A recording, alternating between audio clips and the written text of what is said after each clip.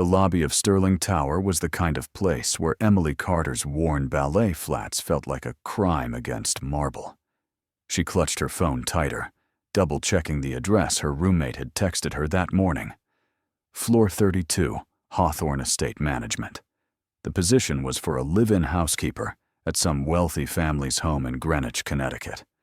The pay was triple what she'd been making at the diner, enough to finally catch up on her late father's medical debt, and maybe, just maybe, finish her architecture degree.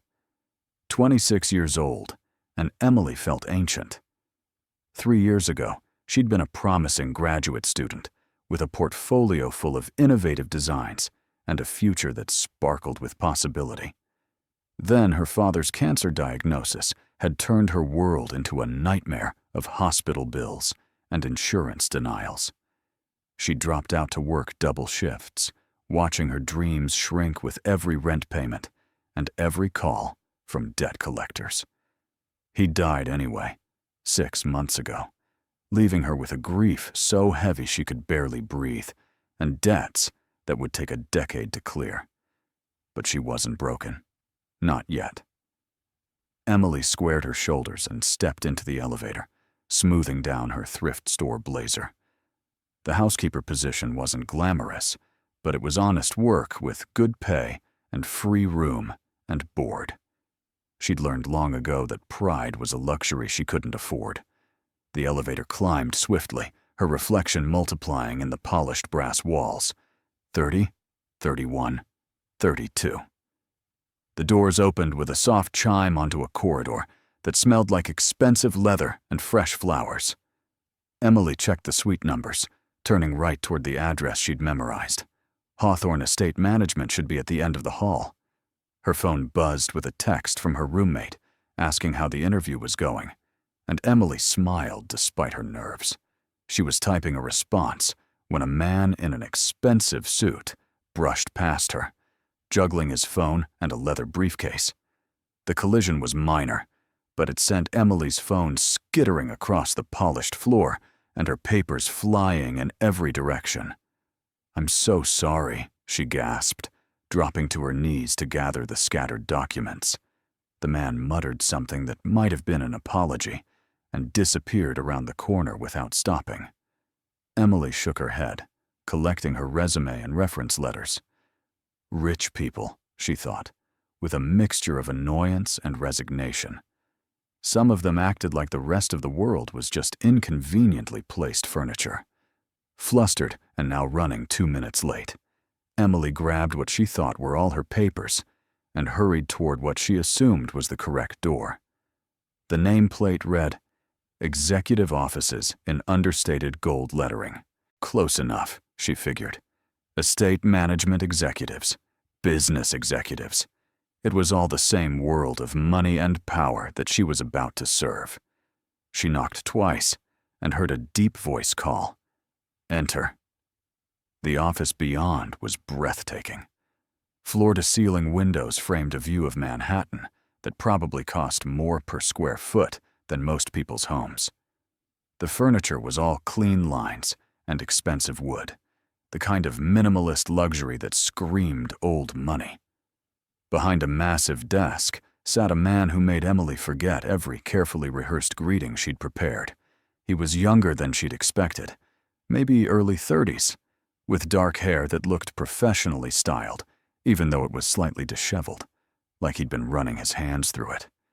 His suit was charcoal gray and fit him like it had been sewn directly onto his body, which it probably had been. But it was his eyes that stopped her cold, pale green and sharp as broken glass, currently staring at her with an expression somewhere between irritation and assessment. "You're late," he said, his voice carrying the kind of authority that probably made boardrooms fall silent. "I specifically requested punctuality in the contract." Emily blinked, confused.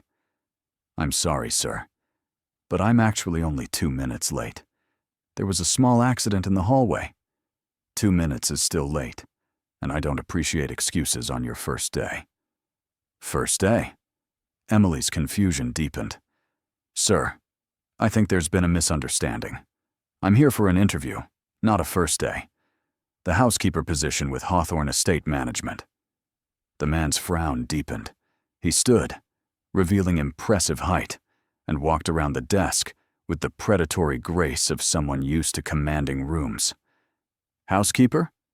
What are you talking about? We have a signed contract for a completely different position." "Contract?" Emily's voice came out smaller than she intended. "I haven't signed anything. I'm here to interview for a job." He stopped directly in front of her, close enough that she could smell his cologne, something that probably cost more than her monthly rent. His eyes narrowed as he studied her face with uncomfortable intensity. Emily Rose Carter, 26 years old, degree in architecture from Columbia, originally from Portland, Maine. Did I miss anything?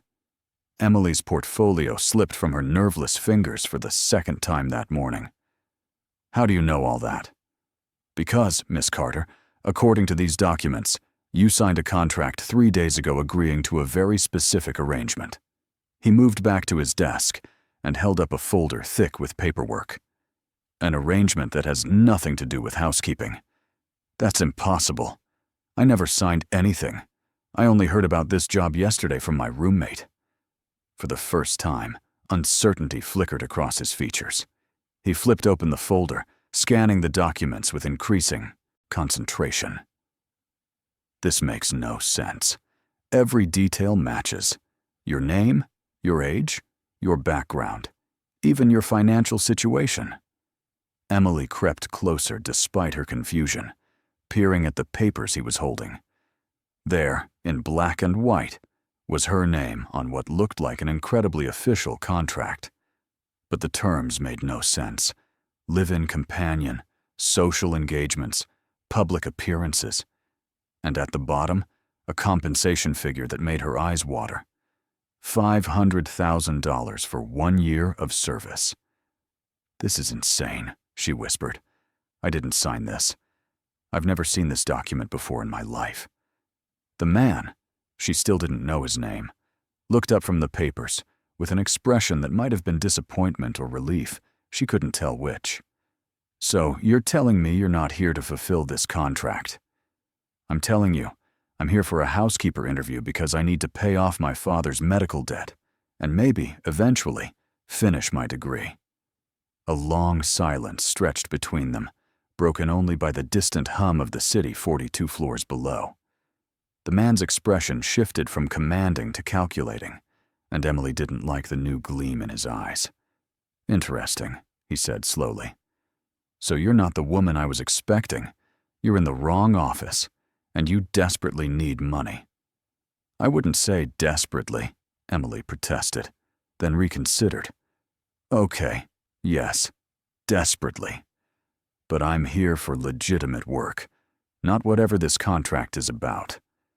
"What if I told you this contract could solve all your financial problems in a single year?" Emily took a step back. "What exactly does this contract entail?" The man returned to his desk, gesturing for her to sit in one of the leather chairs opposite. After a moment's hesitation, Emily sat, perching on the edge like she might need to run at any moment.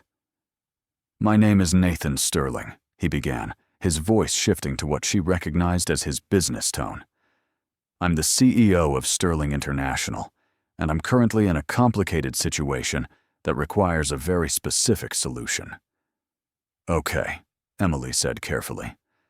"My grandmother, the majority shareholder of Sterling International, recently updated her will.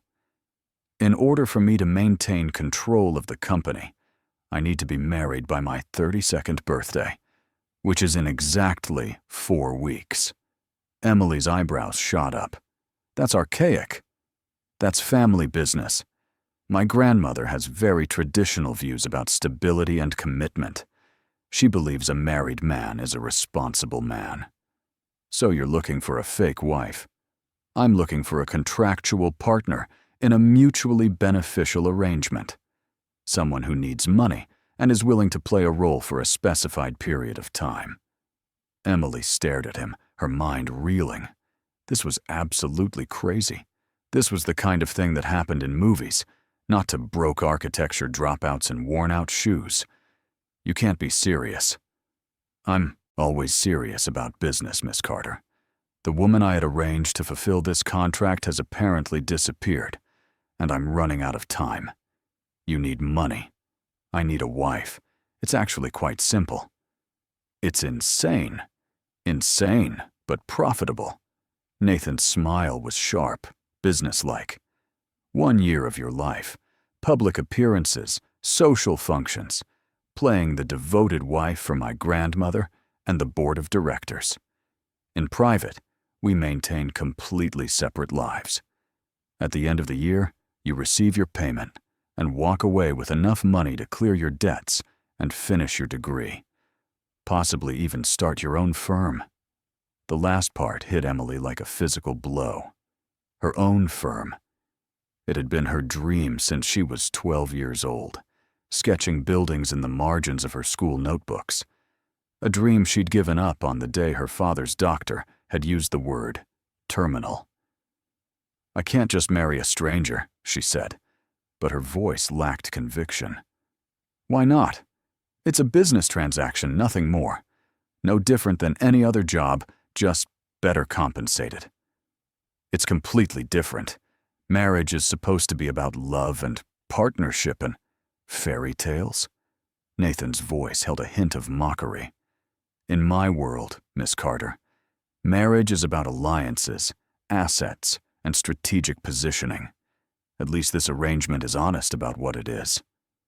Emily wanted to argue, wanted to storm out of this office and find the actual housekeeper job she'd come here for.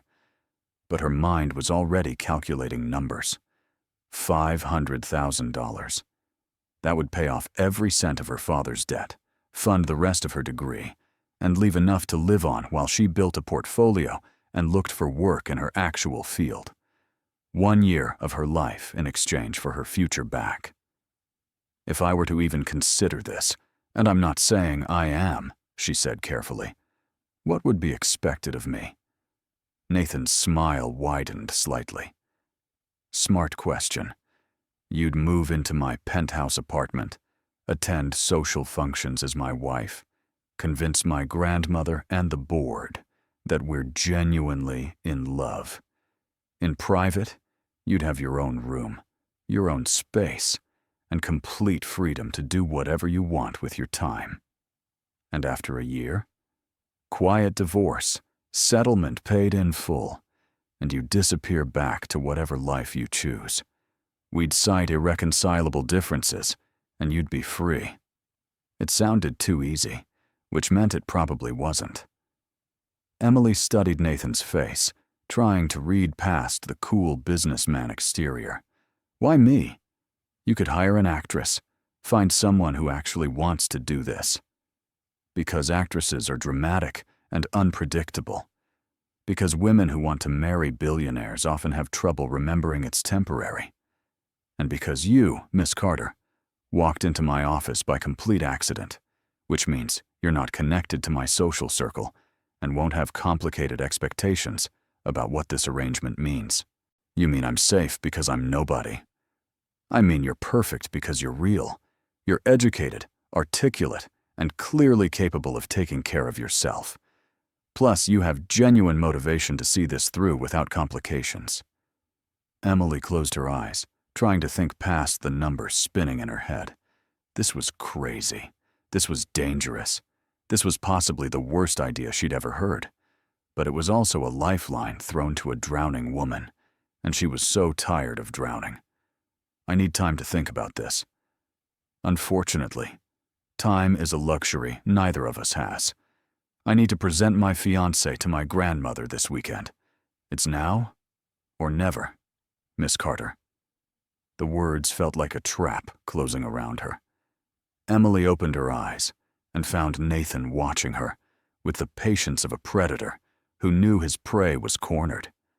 She thought about her father's grave, about the collection notices stuffed in her kitchen drawer, about the half-finished architectural models gathering dust in her closet. If I agree, she heard herself say, I want everything in writing. Every expectation, every detail, every cent of compensation clearly documented. Naturally, I'll have my lawyers draft a comprehensive contract this afternoon. And I want to meet your grandmother before I commit to anything. Nathan's eyebrows rose. That's not typically how these arrangements work. Then maybe you should have found your original bride, Emily shot back, surprising herself with her boldness. For a moment, something that looked like respect flickered in Nathan's eyes. Fair enough. We'll visit her tomorrow. But I should warn you, she's incredibly perceptive and not easily fooled. Then we better make our story convincing. Indeed we better, future Mrs. Sterling. The name sent an unexpected shiver through Emily. In less than an hour, her life had gone from desperate and predictable to absolutely insane. She was agreeing to marry a stranger for money, the very definition of everything she'd been raised to believe was wrong. But as she signed the preliminary agreement that afternoon, surrounded by lawyers in suits that cost more than her car, Emily reminded herself that sometimes survival required compromise. Sometimes desperate situations called for desperate measures. She just hoped she wouldn't regret this for the rest of her life. Nathan Sterling's penthouse apartment was located in a building so exclusive that Emily had to sign a non-disclosure agreement just to enter the private elevator. As they rode up to the 48th floor the next evening, she tried not to stare at the marble walls and crystal accents that probably cost more than most people's mortgages. "Nervous?" Nathan asked, noting her white-knuckled grip on her purse. "Terrified," Emily admitted. "I'm about to lie to your grandmother about being madly in love with you when I've known you for exactly 26 hours. 27 hours and 18 minutes, Nathan corrected. And you don't have to lie. Just don't volunteer the complete truth. That's the same thing. It's really not." The elevator opened directly into Nathan's apartment, and Emily forgot to breathe. The space was enormous, all floor-to-ceiling windows and modern furniture that looked like art installations. The view stretched across Manhattan, the city lights beginning to twinkle in the early evening darkness. "This is where I'll be living?" she asked, her voice coming out smaller than intended. "Yes. Your room is down that hallway, second door on the left, fully furnished, private bathroom, walk-in closet. My assistant had it prepared today." Emily walked slowly through the main living area, taking in details that spoke of wealth she could barely comprehend. Original artwork on the walls, a grand piano by the windows, a kitchen with appliances that probably required advanced degrees to operate. "Nathan," she said, turning to face him, "I don't belong here. I don't know how to live like this." He'd removed his suit jacket and loosened his tie, looking slightly more human than the cold businessman from his office. "You'll learn. My staff will help you with anything you need. Your staff. Housekeeper, personal chef, driver. They all signed comprehensive non-disclosure agreements. Your secret is safe." The reminder that this was all a performance made Emily's stomach twist. She wasn't really going to be Mrs. Sterling, mistress of this impossible apartment. She was an employee playing a role, no different than an actress on a stage. "We should go," Nathan said, checking his watch. "Grandmother expects us for dinner at 8, and she hates lateness even more than I do." The drive to the Sterling family estate took 40 minutes, heading north into Connecticut, where old money built houses that looked like museums. Nathan's grandmother lived in a sprawling colonial mansion, surrounded by gardens that probably required a full-time staff to maintain. "Last chance to back out," Nathan said, as they pulled up the circular drive. Emily thought about the contract sitting in her new room, about the first payment that would hit her account once they were officially engaged. "Let's do this." The front door opened before they could knock, revealing an elderly woman who looked nothing like Emily had expected. Margaret Sterling was small and elegant, with white hair perfectly coiffed and sharp blue eyes that reminded Emily of Nathan's intensity. But where Nathan was cold and calculating, his grandmother radiated warmth. "Nathan, darling," She embraced her grandson with genuine affection before turning to Emily with undisguised curiosity. And this must be Emily. My dear, you're even lovelier than Nathan described. Thank you, Mrs. Sterling. It's wonderful to meet you. Please, call me Margaret. We're going to be family, after all.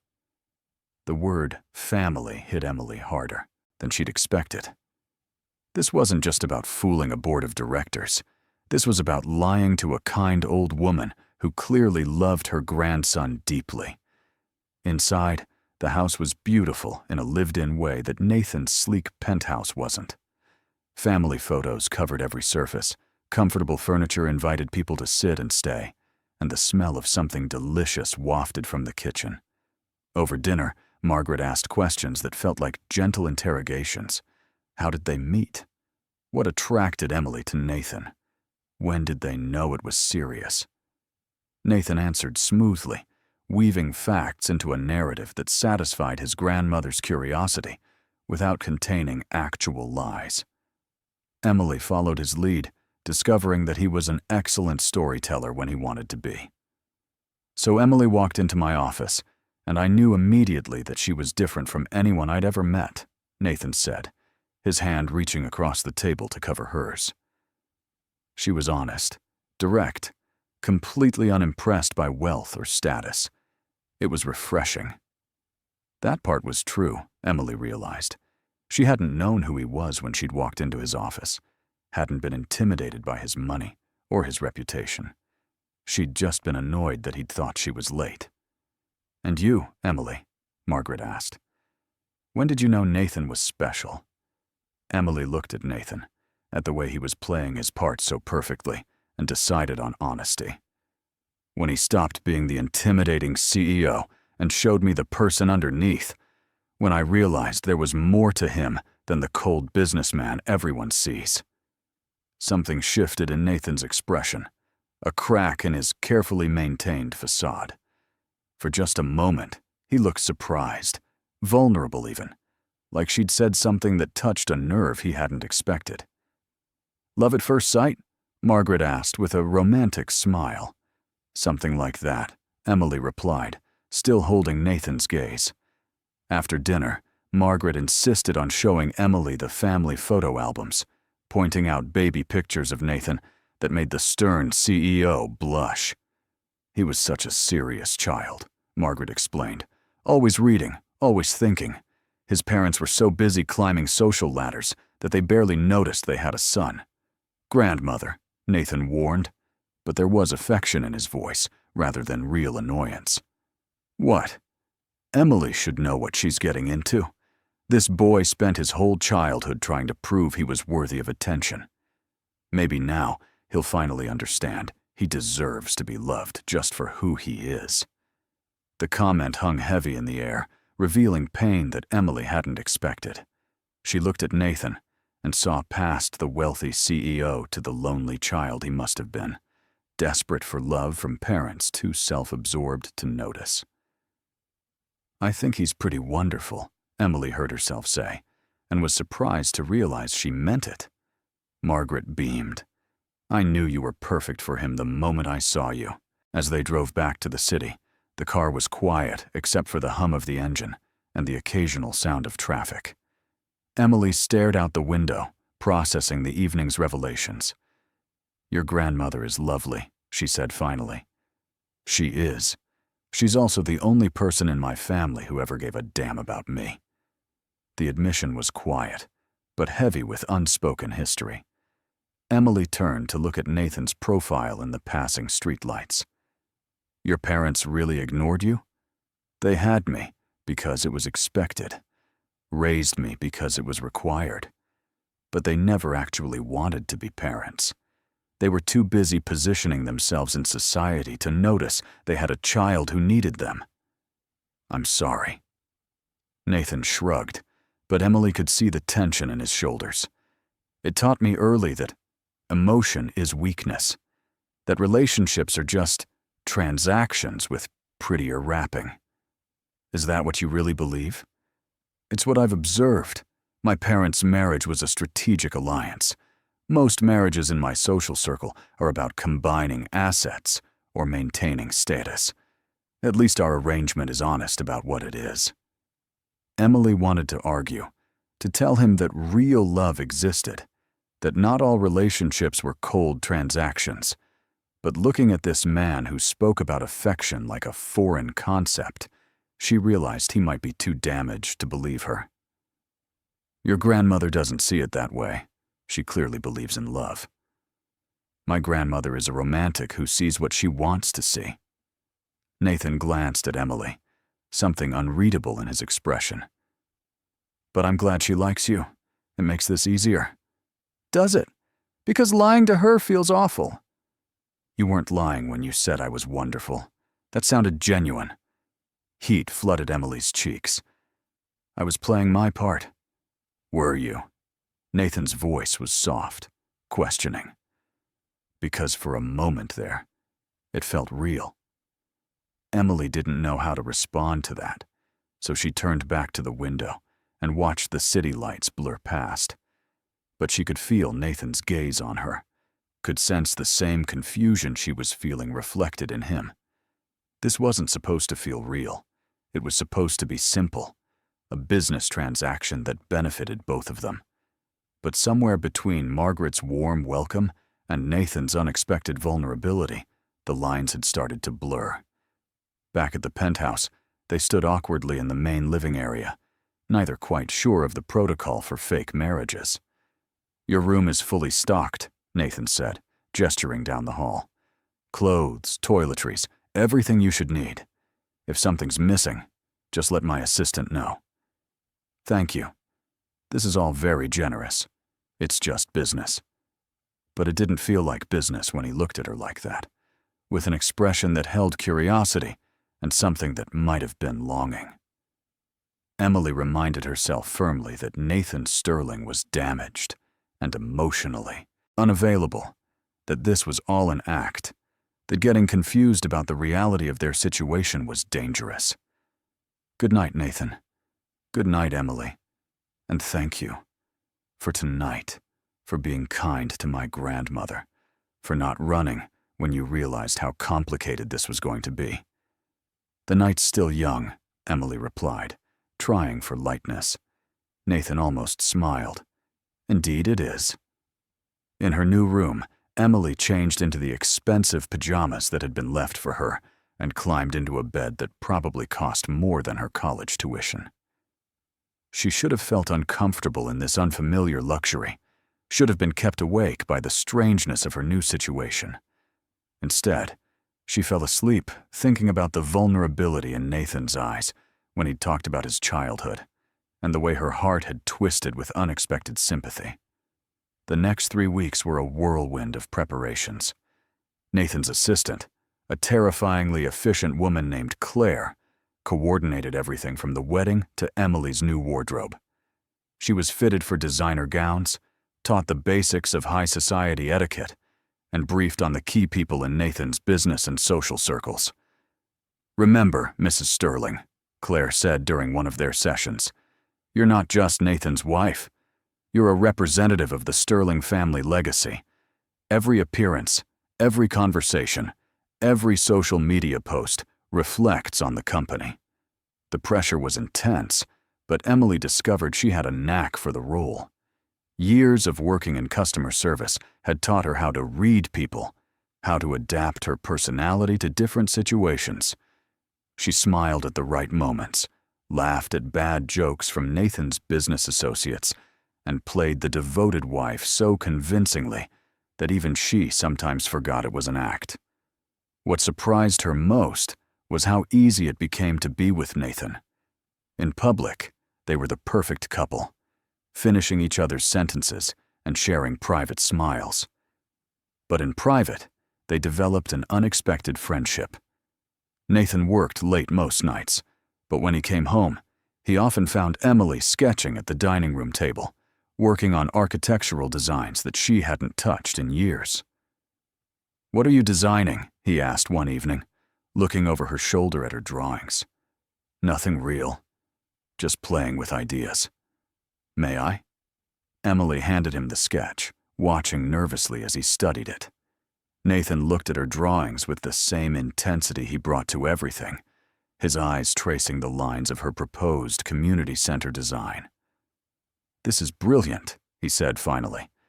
"The way you've integrated green space with the building structure, the accessibility considerations. Emily, this is genuinely innovative work." Heat flooded her cheeks at the unexpected praise. "It's just a hobby now." "It shouldn't be. You have real talent. Talent doesn't pay the bills." Nathan set down the sketch and looked at her directly. "What if it could? Sterling International has a real estate development division. We're always looking for fresh architectural perspectives." "Nathan, no, I'm not taking charity." "It's not charity if you're actually good, which you are. Think about it. After this year, you'll need a career. Why not one you're actually passionate about?" The offer was tempting, almost painfully so, but Emily had learned to be wary of gifts that seemed too generous. "Let's just get through the wedding first." Fair enough. But the offer stands. Moments like that made Emily forget that their arrangement was temporary, that Nathan Sterling was her employer rather than her partner. He was thoughtful in unexpected ways, remembering that she liked her coffee with too much cream, making sure the chef prepared vegetarian options because she'd mentioned once that she didn't eat meat. Small gestures that felt personal rather than contractual. The night before the wedding, Emily couldn't sleep. She stood by the massive windows overlooking the city, watching the lights and trying to quiet the panic rising in her chest. Tomorrow she was marrying a man she'd known for less than a month, committing to a year of pretending to be someone she wasn't. Can't sleep either? Emily turned to find Nathan standing in the doorway of her room, wearing pajama pants and a t-shirt that made him look younger, more approachable. "Just nervous," she admitted. "So am I." "You?" The unflappable Nathan Sterling is nervous? He walked to stand beside her at the window, close enough that she could feel the warmth radiating from his body. "Tomorrow I'm marrying someone I barely know and lying to everyone I care about. That's terrifying. We could still call it off. Tell your grandmother the truth." "No." Nathan's response was immediate and firm. "She has a weak heart. The shock could kill her. And honestly, I don't want to disappoint her. She's the one person who always believed I was capable of something more than corporate success." Emily studied his reflection in the glass. "You are capable of more. You're kind and thoughtful and more human than you pretend to be." Nathan turned to face her directly. "You don't really know me, Emily." "Maybe not. But I know enough to see that the cold CEO persona is just armor. The real you is softer than you want anyone to see." "And what makes you such an expert on the real me?" "The way you talk about your grandmother, the interest you show in my architecture, the fact that you're standing here at midnight, admitting you're scared instead of hiding behind your usual confidence." Nathan was quiet for a long moment, his eyes searching her face. "This is getting complicated." "It doesn't have to be. We just have to remember what this really is." "And what is it, Emily?" The question felt loaded with meaning she didn't quite understand. Emily found herself stepping closer, drawn by the vulnerability in his expression. "A business arrangement that benefits both of us." "Right. Just business." But the way he was looking at her didn't feel like business, and the way her heart was racing had nothing to do with financial transactions. For a dangerous moment, Emily thought he might kiss her, might finally cross the careful line they'd been maintaining.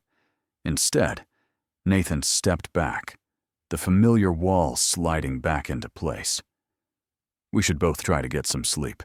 Tomorrow is going to be a long day." "Nathan?" "Yes." "Thank you. For everything. For giving me a chance to rebuild my life. For being kinder than I expected. for not making this as awful as it could have been. Something soft flickered in Nathan's expression. You're welcome. And Emily? Thank you too, for agreeing to this insanity, for being patient with my family, for not treating me like just another wealthy employer. After he left, Emily lay in bed, replaying their conversation. The lines between their arrangement and something real were becoming dangerously blurred. She was starting to care about Nathan Sterling as more than just her ticket to financial freedom, and that was the most dangerous thing she could do. Because in 11 months and a few weeks, this would all be over. And falling for a man who didn't believe in real love was a heartbreak waiting to happen. The wedding took place in the Sterling family's private chapel in the Hamptons, a small but elegant ceremony attended by close family and Nathan's key business associates.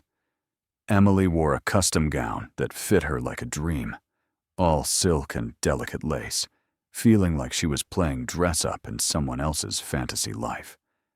As she walked down the aisle toward Nathan, her arm linked with Margaret's because her own father was gone, Emily tried to focus on the practical aspects of what was happening. This was a performance, an elaborate play they were staging for an audience. But when she reached the altar, and Nathan took her hands in his, the look in his eyes made her forget all her carefully rehearsed reminders. "You're breathtaking," he murmured, just loud enough for her to hear. "So are you," Emily replied, and meant it. Nathan looked perfect in his tuxedo, tall and commanding, but with a softness around his eyes that hadn't been there when they'd first met. Over the past weeks, she'd watched him gradually relax around her, the stern CEO persona melting away to reveal someone more vulnerable underneath. The ceremony itself was traditional and surprisingly moving. Nathan's voice was steady as he recited vows they'd written together, promises that sounded heartfelt, despite being carefully crafted for maximum emotional impact. When it came Emily's turn, she found herself speaking the words with unexpected sincerity. "I promise to stand beside you, to support your dreams, to be your partner in whatever challenges we face," she said, surprised by the emotion in her own voice. When the officiant pronounced them husband and wife, Nathan cupped her face in both hands and kissed her with a tenderness that made her knees weak. For a moment, everything else disappeared. The guests, the pretense, the contract, locked in Nathan's office safe. There was only the gentle pressure of his lips and the surprising warmth in his touch. When they broke apart, Nathan's eyes held the same confusion she felt. This wasn't supposed to feel real. The reception was held in the estate's gardens, transformed into a fairy tale setting with string lights and white roses. Emily played her role perfectly, smiling for photos, thanking guests for their congratulations, and laughing at Nathan's business associates' jokes. But she was hyper-aware of Nathan's constant presence, his hand on her waist, the way he watched her when he thought she wasn't looking. During their first dance, Emily finally allowed herself to relax into his embrace. They swayed to a romantic ballad while their guests watched with approval, and for those few minutes, she let herself pretend this was all real. "You're an excellent dancer," she observed. "Boarding school requirement, along with fencing and polo. Such a hard life." "You have no idea," Nathan replied, but there was humor in his voice rather than bitterness. As the song ended, Margaret approached them with tears in her eyes. "You two are perfect together. I've never seen Nathan look at anyone the way he looks at you, Emily." The comment made Emily's chest tighten. If only Margaret knew the truth, that the love in her grandson's eyes was just skilled acting, that this whole perfect day was built on a foundation of lies and legal contracts. That night, back at the penthouse, the awkwardness of their situation became impossible to ignore. They were legally married now, husband and wife in the eyes of the law and society, but they remained essentially strangers, playing roles for an audience.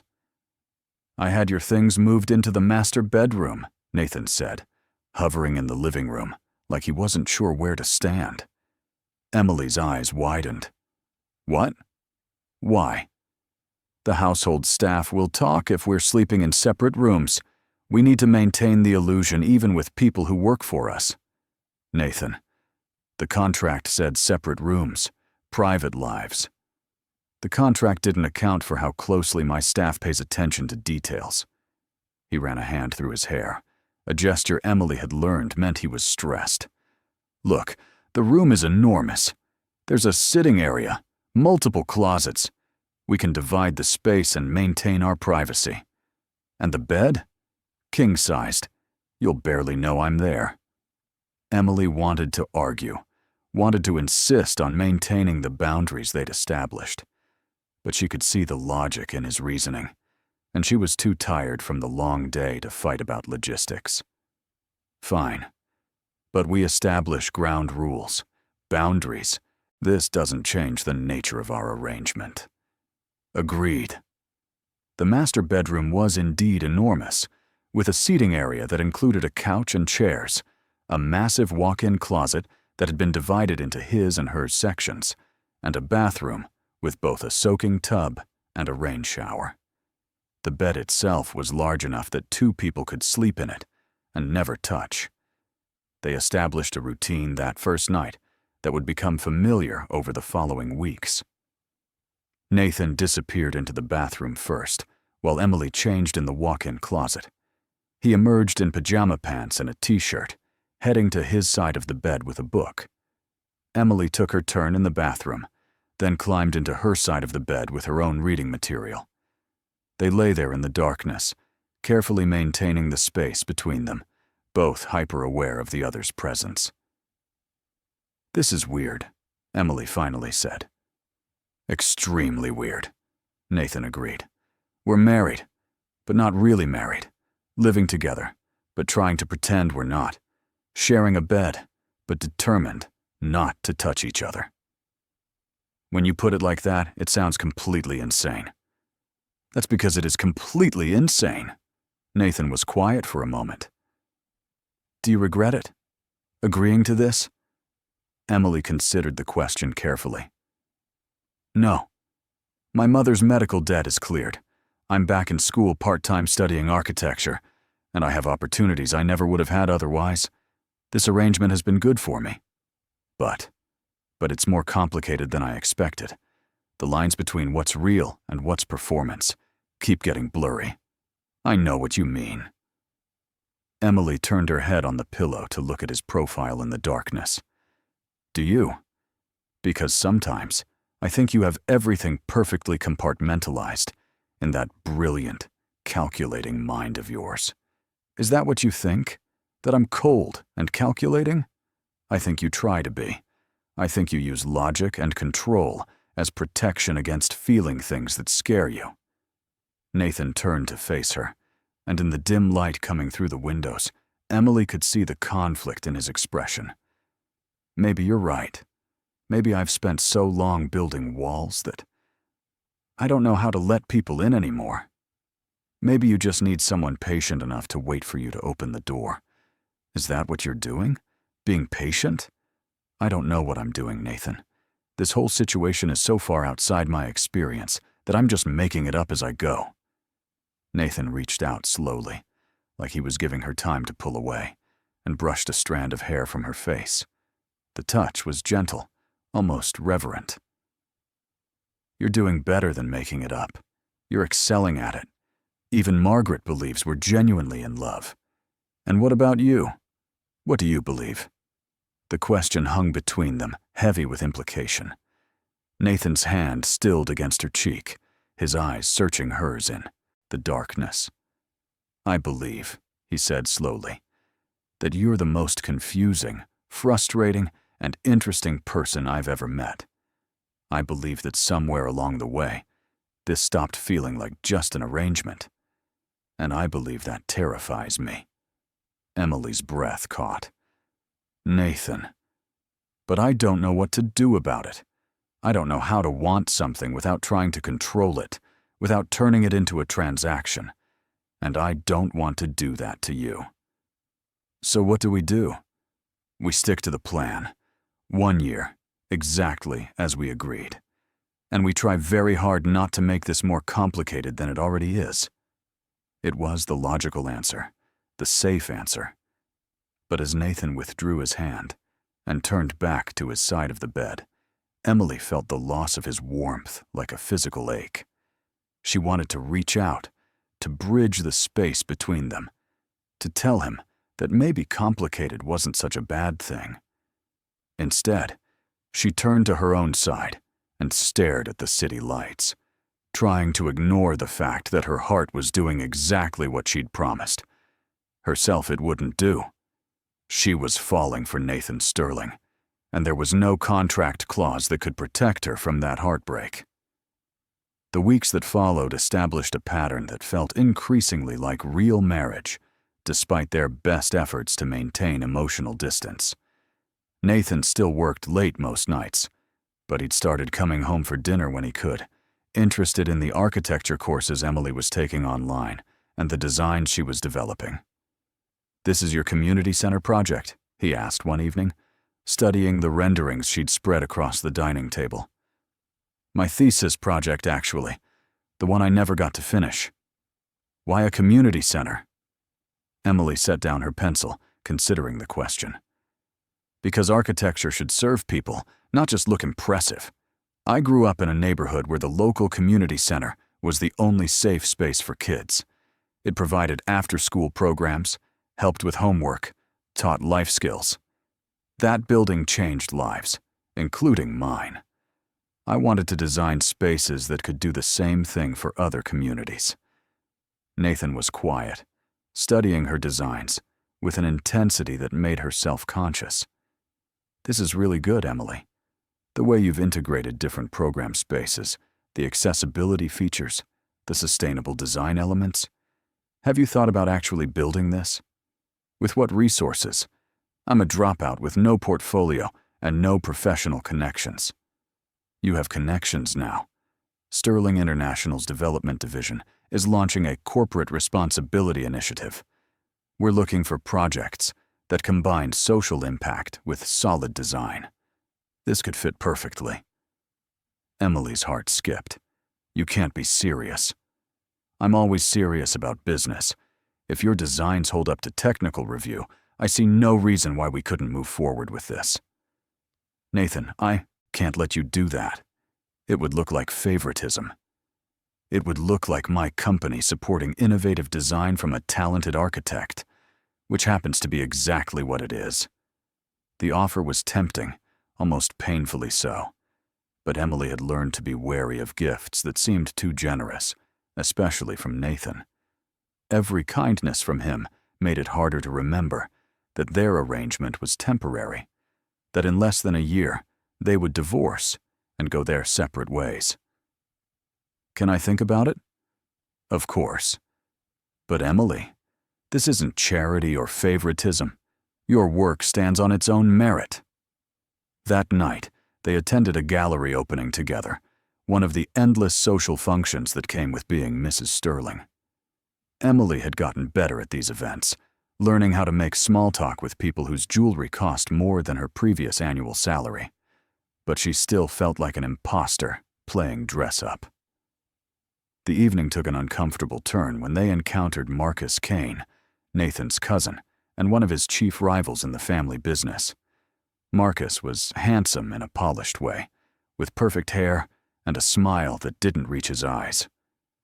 "Well, if it isn't the newlyweds," Marcus said, approaching with a champagne flute and barely concealed hostility. "Congratulations on your whirlwind romance, cousin. So convenient that you found true love just in time to meet grandmother's deadline." "Marcus," Nathan's voice carried a warning. "What?" "I'm just admiring the timing. 3 months ago, you were telling everyone that marriage was a trap for fools. Now here you are, completely devoted." Marcus turned to Emily with a smile that made her skin crawl. "You must be quite special to have changed his mind so dramatically, Emily." "Sometimes the right person comes along when you least expect it, Emily replied carefully, repeating the line they'd practiced. Indeed. And sometimes people marry for reasons that have nothing to do with love. Marcus's smile sharpened.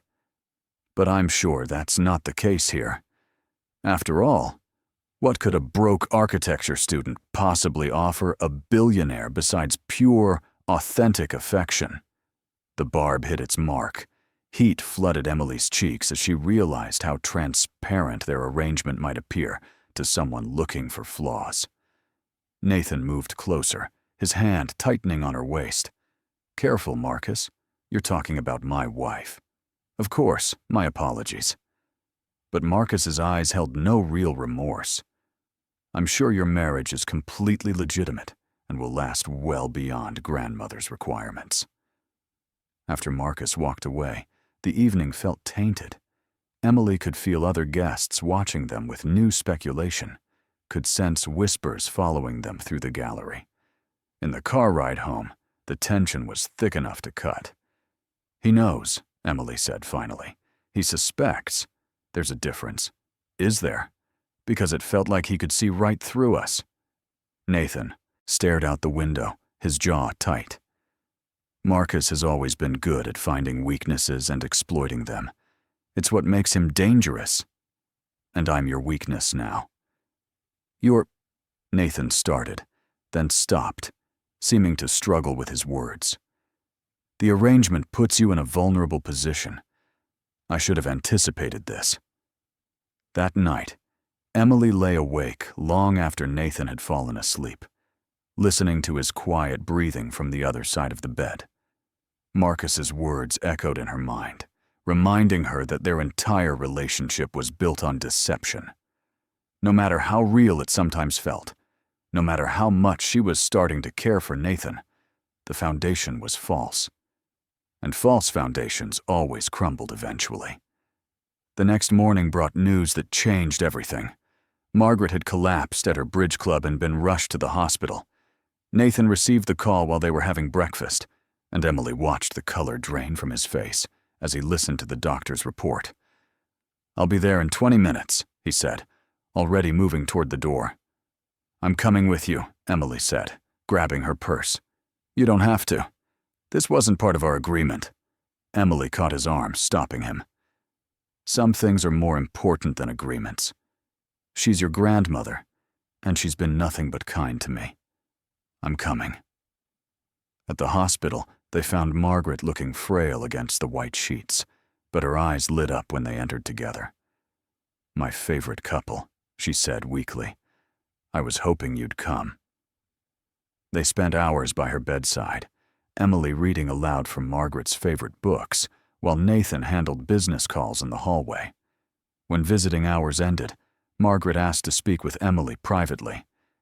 He loves you, you know, the old woman said once Nathan had stepped out. Emily's heart clenched. Mrs. Sterling. Margaret! Don't try to deny it. I've watched that boy build walls around his heartdom his entire life. But with you, the walls come down. He may not have said the words yet, but he loves you. Tears stung Emily's eyes. It's complicated. Love always is. But some things are worth fighting for. Margaret reached out to take Emily's hand. Promise me something. When he finally realizes what he's feeling, don't let his fear push you away. He's going to panic, going to try to convince himself and you that this is just the arrangement you agreed to. But you'll know better. Margaret, I can't promise that. We have an agreement, a timeline. Forget the timeline. Fight for him, Emily. He deserves someone who'll fight for him. The conversation haunted Emily as they drove home that evening. Nathan was quiet, his worry for Margaret written clearly on his face, despite his attempts to maintain his usual control. She's going to be okay, Emily said softly. Is she? The doctors aren't optimistic about her long-term prognosis. Then we make sure the time she has left is filled with happiness. We give her the love story she believes in. Nathan pulled the car over suddenly, his hands gripping the steering wheel. I can't do this. Can't do what? pretend anymore. Lie to her. Lie to everyone. Lie to myself. He turned to face Emily, and she was shocked to see tears in his eyes. Do you know what it's like to watch the only person who ever really loved me dying, while knowing she's dying happy because I'm lying to her? Nathan. And the worst part? The absolute worst part is that it's not even entirely a lie anymore. Somewhere along the way, you stopped being part of an arrangement and became someone I actually care about. Someone I look forward to seeing at the end of the day. Someone who makes me want to be better than the cold, calculating bastard everyone thinks I am. Emily's breath caught. What are you saying? I'm saying this is a disaster. I'm saying I hired you to play a role, and instead, you've become someone I can't imagine my life without. I'm saying that in 8 months, when this arrangement ends, the thought of you walking away feels like it might actually kill me. Then don't let me walk away. It's not that simple. You signed up for a temporary arrangement, not a real marriage to a man who doesn't know how to love properly. Emily unbuckled her seatbelt and shifted to face him fully.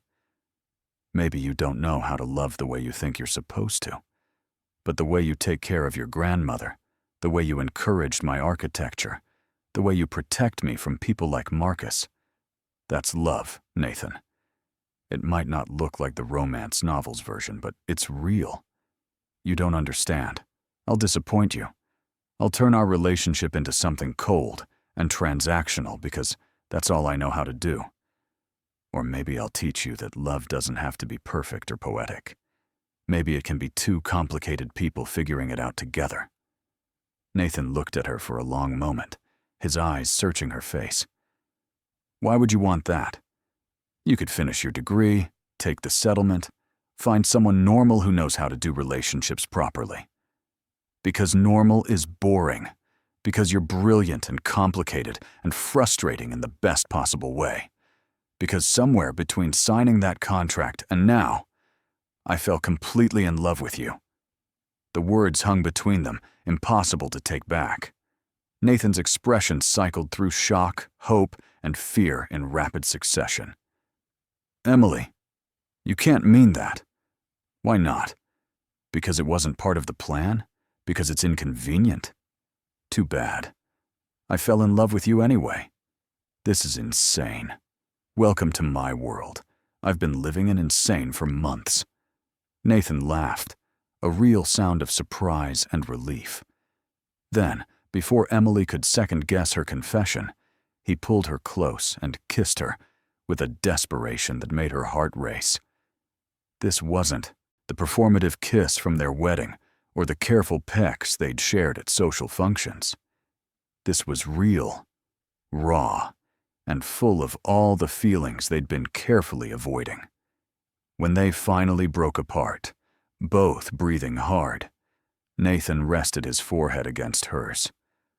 I love you. I don't know how to do this. I'll probably mess it up constantly, but I love you. We'll figure it out together. Together, Nathan repeated, like he was testing how the word felt. I like the sound of that. They sat in the parked car for a long time, holding each other while traffic passed around them, both trying to process how their careful arrangement had transformed into something real and terrifying and beautiful. The decision to transform their arrangement into a real marriage wasn't a single moment of clarity, but rather a gradual shift that happened over the following weeks. They didn't tear up the contract or make grand declarations. Instead, they simply stopped pretending that what they felt wasn't real. The physical distance they'd carefully maintained in their shared bed disappeared naturally.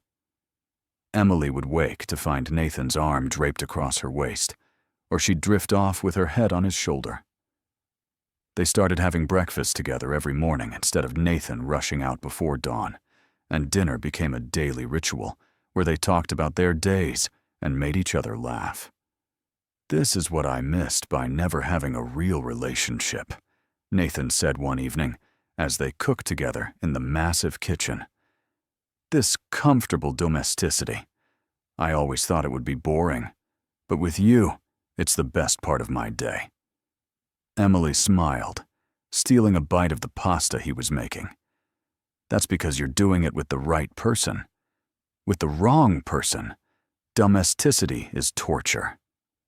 How did you get so wise about relationships when you've never been in a serious one either? I watched a lot of romantic comedies during my broke, lonely years. They laughed together, and Emily marveled at how natural this felt. The man she'd married in a calculated business arrangement had become her best friend, her partner, the person she wanted to share everything with. Margaret's health improved slowly, and her joy at their obvious happiness was palpable. "I knew it," she said during one of their visits. "I knew you two just needed time to stop fighting what you felt." "You're too perceptive for your own good," Nathan replied, but he was smiling. "Someone has to be, since you're both stubborn as mules. Now tell me, when are you going to give me great-grandchildren to spoil?" Emily choked on her tea, while Nathan's eyes went wide. "Grandmother, we've barely been married 3 months." "Exactly.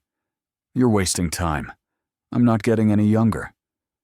"You're also not allowed to stress yourself with baby planning," Nathan said firmly. "Doctor's orders." But later that evening, as they lay in bed, Nathan brought it up again. "Would you want children? Eventually, I mean. Not because of family pressure, but because you actually wanted them." Emily turned to face him in the darkness. "I always thought I would someday, after I'd established my career, found the right partner. What about you?" "I always said I wouldn't, that I'd be a terrible father because I had no good examples to follow. And now?" Nathan was quiet for a moment, his fingers tracing patterns on her arm. "Now, I think maybe I could learn, if I had the right partner to teach me. We have time to figure it out. Do we? The contract says 8 months left, and then the contract is irrelevant now, unless you still want me to leave at the end of the year." "God, no, I want." Nathan paused, seeming to struggle with the words. "I want this to be real. Fully, completely real. No end date, no arrangement, just us." Emily's heart swelled. "Then let's make it real." The next day, Nathan had his lawyers draft papers officially voiding their original contract and replacing it with something much simpler, a post-nuptial agreement that treated their marriage as a genuine partnership. When Emily signed the new papers, she felt a weight lift from her shoulders that she hadn't realized she'd been carrying. "Now it's official," Nathan said, pulling her close. "You're stuck with me permanently."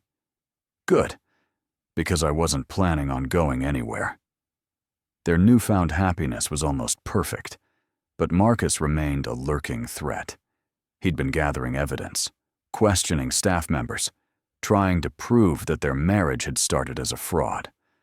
At a family dinner 2 weeks later, he finally made his move. "I think we should all toast the happy couple," Marcus announced, standing with his wine glass raised. "Nathan and Emily, who managed to fall in love in exactly 3 days, right before grandmother's marriage deadline. Such convenient timing." The table went silent. Margaret's eyes narrowed dangerously, but before she could speak, Nathan stood. "You're right, Marcus. The timing was convenient. Emily and I did meet because of the deadline, and yes, I initially approached her as a business arrangement." Emily's heart stopped. Nathan was admitting the truth, exposing their deception in front of his entire family. "But what started as convenience became the most important thing in my life," Nathan continued, his eyes finding Emily's. "I hired someone to play a role and ended up falling completely in love with the woman behind the performance. So yes, our marriage started unconventionally. But what it's become is more real than any relationship I've ever had." Marcus sputtered, clearly not expecting such honest admission. "You're saying you committed fraud to secure your inheritance." I'm saying I made a business decision that led to genuine love, and I'd make the same choice again in a heartbeat. Margaret stood, her expression fierce despite her fragile health. Marcus, that's enough. I've known about their arrangement from the beginning. The room erupted in shocked murmurs. Nathan turned to his grandmother in surprise. You knew? Of course I knew. You think I'm senile? I have investigators, dear boy. I knew within a week. Margaret smiled at Emily warmly. But I also saw what you two were too stubborn to see yourselves. The arrangement was temporary, but the connection was real from the start. I just had to give you time to figure it out. Emily felt tears spring to her eyes. You were testing us? I was hoping for you, and I was right to hope. Marcus tried to argue further, but the rest of the family rallied around Nathan and Emily, charmed by the story of an arrangement that became real love. By the end of the evening, what could have been a disaster had instead become a celebration of their unconventional journey. In the car ride home, Emily couldn't stop smiling. Your grandmother is diabolical. She's always been 3 steps ahead of everyone else. It's infuriating and wonderful. I can't believe she knew the whole time. Nathan pulled into their building's garage and turned to face Emily. Are you okay with all of this? With everyone knowing the truth about how we started? I'm more than okay. No more secrets, no more pretending. Just us, exactly as we are. Exactly as we are, Nathan repeated. He leaned across the console to kiss her softly. Have I mentioned lately that I love you? Not in the last hour. I was starting to worry. I love you, Emily Sterling. I love your smart mouth and your brilliant mind and the way you see the best in me, even when I can't see it myself. I love you too, even though you're stubborn and controlling and completely impossible sometimes. Especially because I'm stubborn and controlling and impossible. Especially because of that. 6 months later, Emily stood in front of a room full of investors and city officials, presenting her community center design. Sterling International had agreed to fund the project as part of their social responsibility initiative. But Emily had insisted on pitching it herself, on proving that she'd earned the opportunity through merit rather than marriage. The goal is to create a space that serves multiple functions, she explained, walking them through her renderings. Educational support, recreational facilities, health services, and community gathering spaces, all designed to be accessible and welcoming. Nathan watched from the back of the room, his pride evident despite his attempts to maintain professional neutrality. When Emily finished her presentation to enthusiastic applause, he couldn't stop himself from grinning. The project was approved unanimously. As Emily gathered her materials after the meeting, Nathan approached with an expression of pure joy. You were brilliant, he said, pulling her into a hug despite their professional setting. I was nervous. You were perfect, and this project is going to change lives. Our project, Sterling International, is making this possible. Your vision, your design, your passion. We're just providing the resources. Emily looked up at him.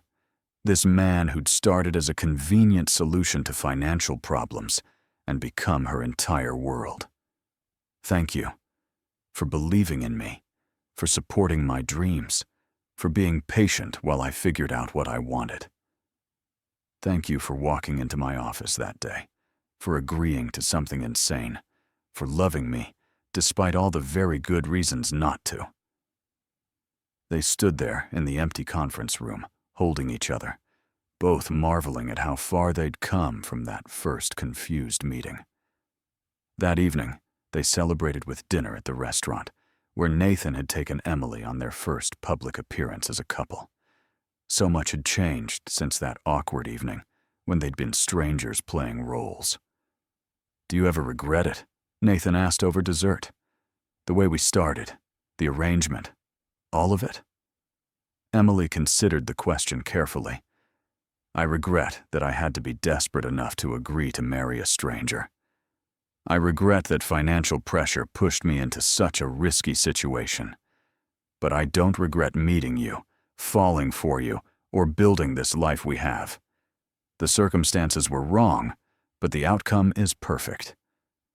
Even though I'm still stubborn and controlling? Even though you're still stubborn and controlling, someone has to keep your ego in check.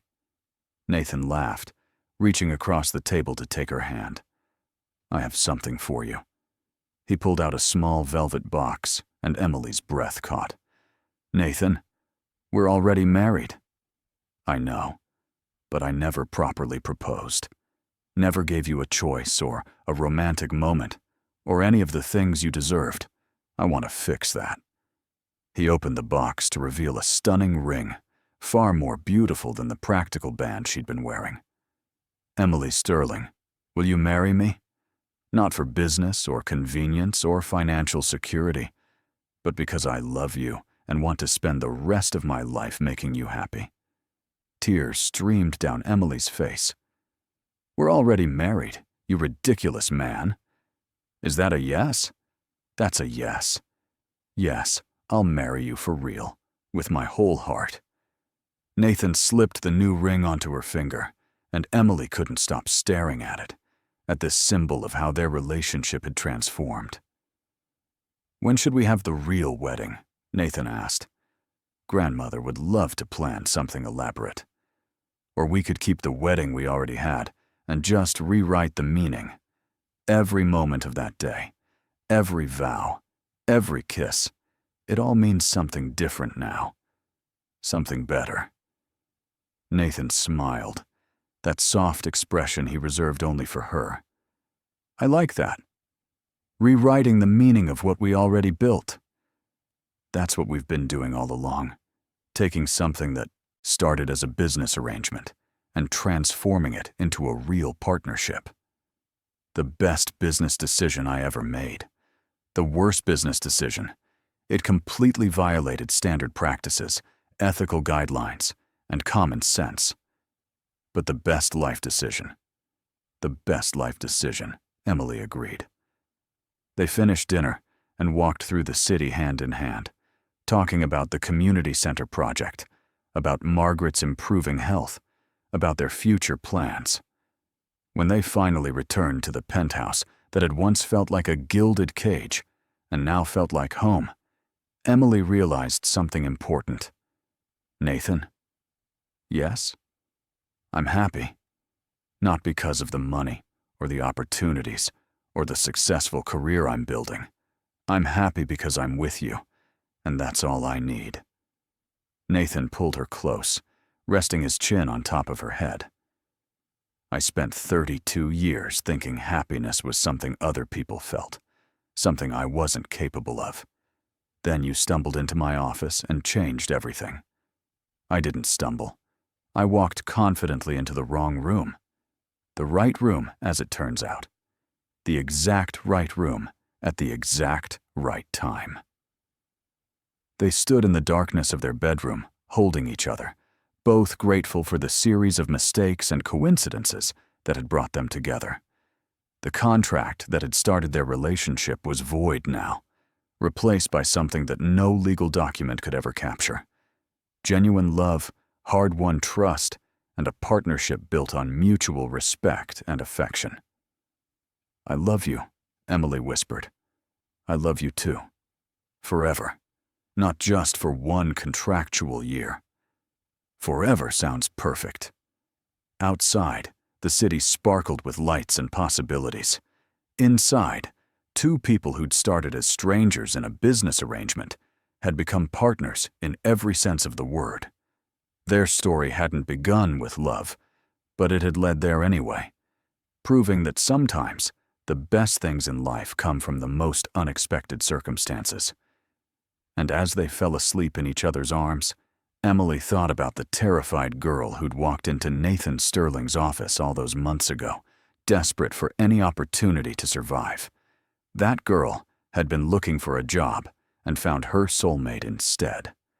Sometimes the wrong contract turned out to be exactly right. Before you go, don't forget to rate this story from 0 to 10 in the comments below, and let us know what city you're watching from. We love hearing from you. Thanks for watching, and we'll see you in the next story.